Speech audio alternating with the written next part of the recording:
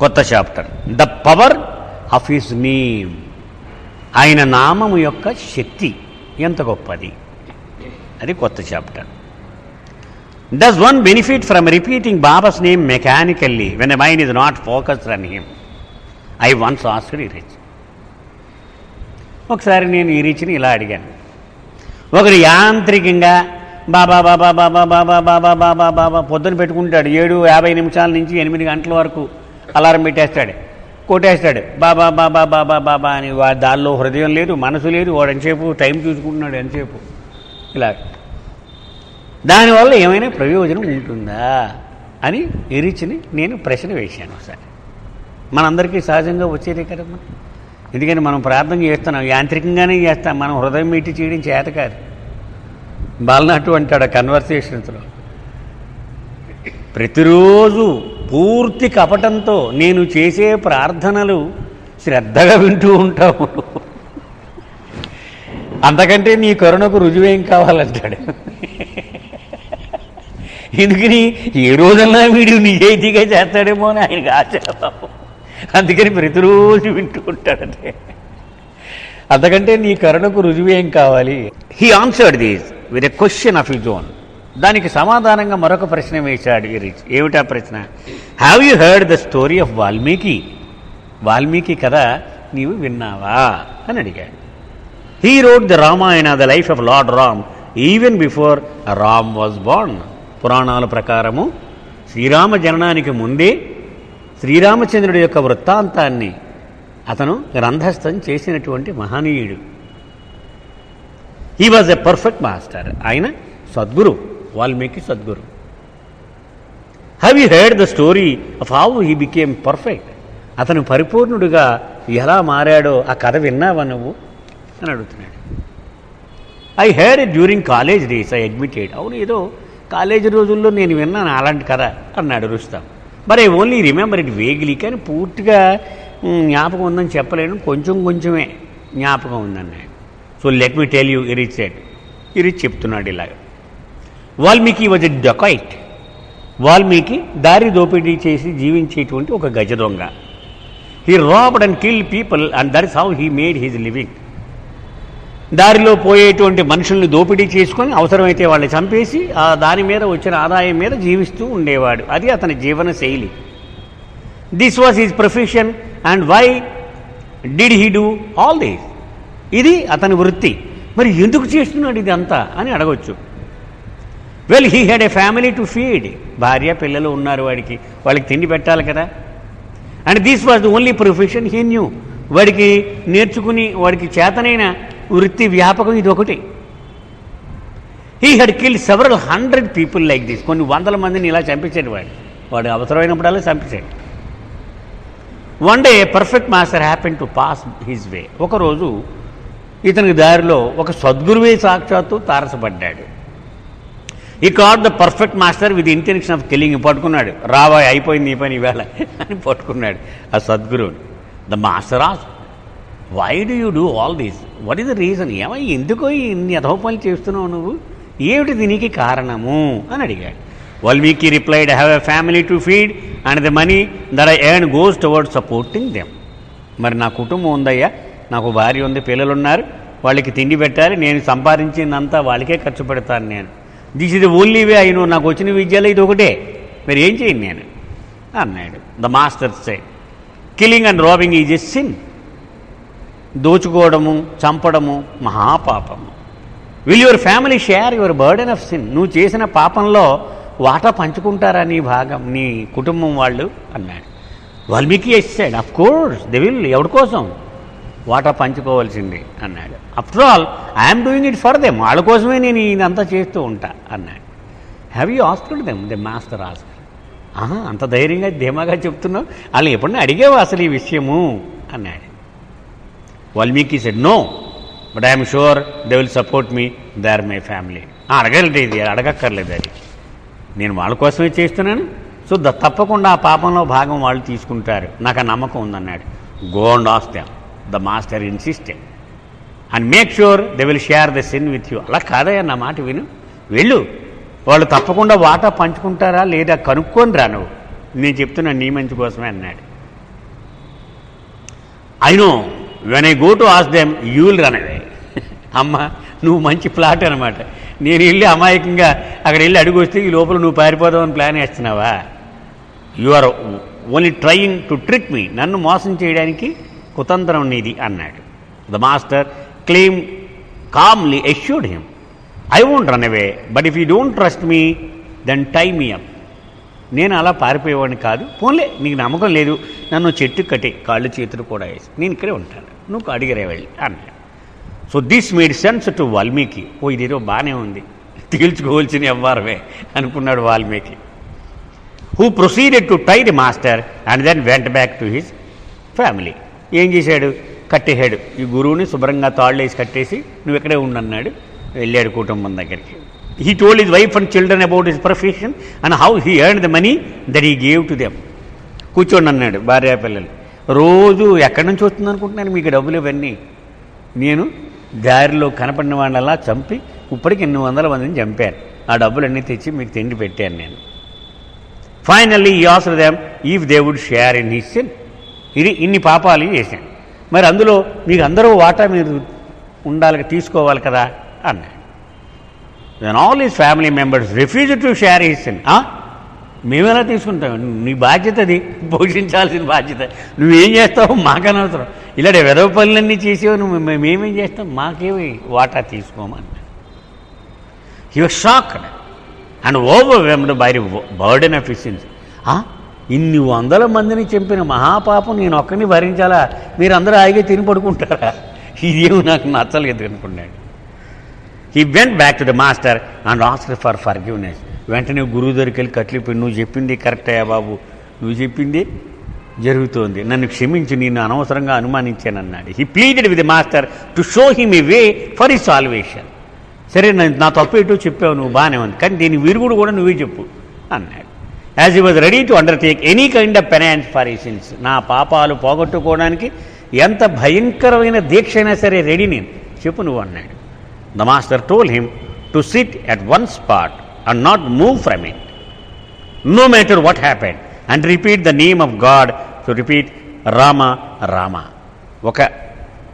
ఒక చోట కూర్చో, కదలకు, ఏమైనా సరే హరిహరాదులు వచ్చినా పీక తెగిపోయినా కదలకు, రామ రామ రామ అనుకుంటూ నామస్మరణ చేస్తూ ఉంటూ అన్నాడు. ఎరిచ్ ఇంటరప్టెడ్ ఈ స్టోరీ టు సే. అప్పుడు ఎరిచ్ మధ్యలో ఆపి ఇలా చెప్తున్నాడు, mind you, this was before Rams birth. ఇంకా రాముడు పుట్టనే లేదు సుమా, రాముడు పుట్టక ముందు జరిగిన వృత్తాంతం నేను చెప్తున్నాను. నేను Ram was one of God's name as given in the scriptures and the master asked him to repeat the name of God Rama. అంటే శ్రీరామచంద్రుడని కాదు రామ అంటే అర్థం.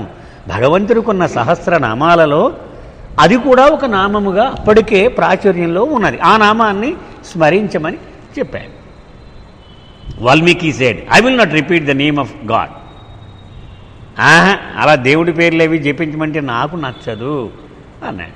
So the master said, all right then say మరా మరా.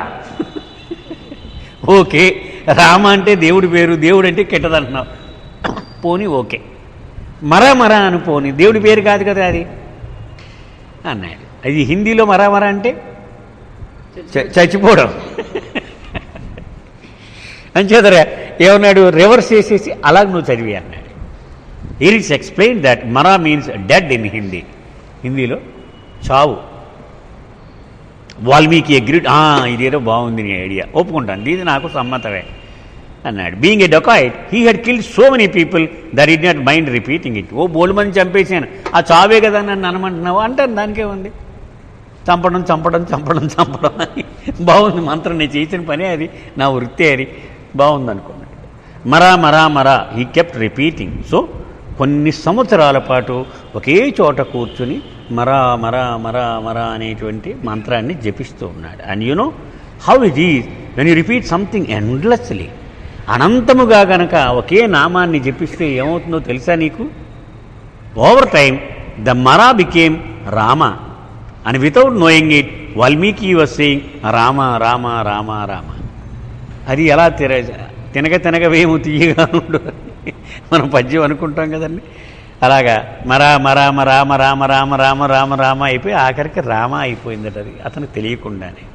He kept repeating the name for years and he got God realization. కొన్నేళ్ల పాటు ఇలా చేసేటప్పటికీ అతనికి బ్రహ్మానుభవం వచ్చేసింది. This is the power of his name.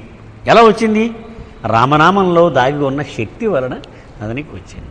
Even if you were to repeat it mechanically, అతను నిజానికి యాంత్రికంగానే చేశాడు. ఈయనేదో సద్గురు చెప్పాడు కాబట్టి చేశాడు, కానీ అతనికి ఇష్టమే లేదు అసలు, కానీ చేశాడు. You will reach the goal, but the effort and longing has to be sincere.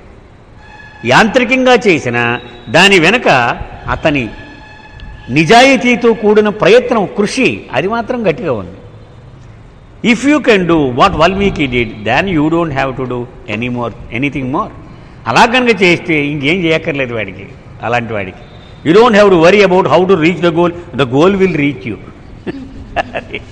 గమ్యం ఎక్కడుంది, ఎలా చేరాలి, ఎన్ని భూమికలు ఉంటాయి, ఎన్ని అనుభవాలు ఉంటాయి, ఎన్ని స్వర్గాలు ఉంటాయి, ఎన్ని నరకాలు ఉంటాయి, ఇవన్నీ నీ బిజినెస్ కాదు.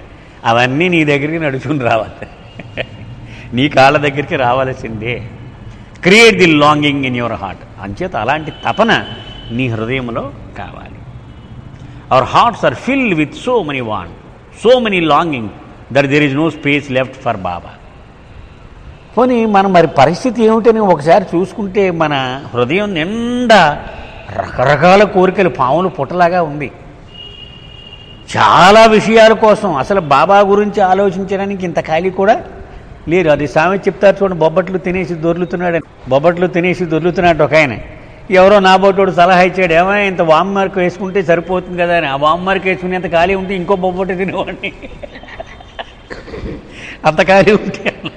అలాగా వీడి పరిస్థితి ఏంటంటే మన కడుపు నిండా, మన హృదయం నిండా భయంకరమైనటువంటి ఈ విషతుల్యమైనటువంటి కోరికలు, రకరకాల ఎక్స్పెక్టేషన్స్. అంటే అది కావాలి, ఇది కావాలి, ఇది కావాలి, అది కావాలి, ఇవన్నీ నిండిపోయి ఉన్నాయి. బాబా గురించి ఇంత జాగా కూడా ఖాళీ లేదు. Discard all these other useless things. ఇవన్నీ పనికిమాలినవి, పనికి రానివి, ఇవన్నీ తీసి బయట పడేయమంటున్నాడు. గిన్నెని ఇలా వంపేస్తాను చూడండి మనం, అలా మన హృదయాన్ని ఇలా వంపేయాలట, ఇలా కిందకుంటే మొత్తం అన్నీ బయటకు పోవాలన్నమాట. When you discard these things and create more space for Baba, you will begin to feel his presence more and more. అప్పుడు ఇవన్నీ వంపేసి అప్పుడు దాన్ని బాబా బాబా బాబా అనుకోవడం మొదలెడితే నీ హృదయం అంతా బాబా నిండిపోయి ఎంత చోటు వస్తుందో బాబా కోసం. And when you succeed in discarding everything and the only longing in your heart is union with God, be sure that he will come running to you. అలా కనుక నీ హృదయం అంతా ఖాళీ చేసుకుని బాబా బాబా బాబా అంటే వచ్చేస్తాడు, పరిగెత్తుకుంటూ వస్తాడు భగవంతుడు అక్కడికి. Have no doubt about this. దీని గురించి ఇసుమంత అనుమానం కూడా పెట్టుకోవద్దు అసలు నీ మనసులో. He's more eager for the union. Baba అనేక సందర్భాల్లో చెప్తూ ఉండేవారు, నీరు ఎటు ప్రవహిస్తే నీరు, పల్లం ఎటు ఉంటే అటు ప్రవహిస్తుంది. అలాగే నేను కూడా ఎక్కడ నా గురించి తపన కనపడుతూ ఉందా అని వెతుకుతూ ఉంటాను, అటే ప్రవహిస్తూ ఉంటాను నేను. అది ప్రవృత్తి, అతి సహజంగా. Truth is more anxious of accepting itself. Baba చెప్పినటువంటి మాట.